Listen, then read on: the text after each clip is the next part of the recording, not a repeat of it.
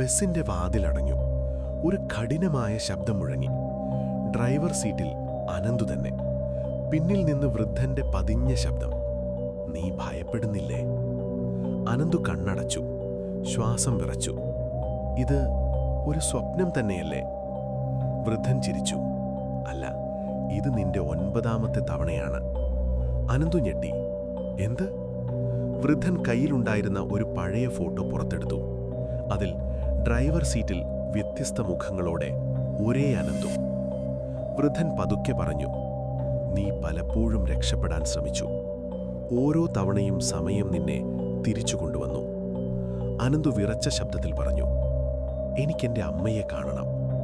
വൃദ്ധൻ മറുപടി പറഞ്ഞു, "അവൾ 12:07 നിന്നെ കാത്തിരിക്കുകയാണ്." അനന്തു തിരിഞ്ഞു നോക്കി. ബസ് സ്റ്റോപ്പിൽ ഒരു സ്ത്രീ നിൽക്കുന്നു. മങ്ങിയ വെളിച്ചത്തിൽ അവളുടെ മുഖം തെളിയുന്നു. അവന്റെ അമ്മ. അനന്തുവിന്റെ ശരീരം തഴുത്തുപോയി. 12:06. വൃദ്ധൻ പതിഞ്ഞ ശബ്ദത്തിൽ ചോദിച്ചു, "ഇപ്പോൾ നീ നിർത്തുമോ? അല്ലെങ്കിൽ അവളെയും കൊണ്ടുവരുമോ?"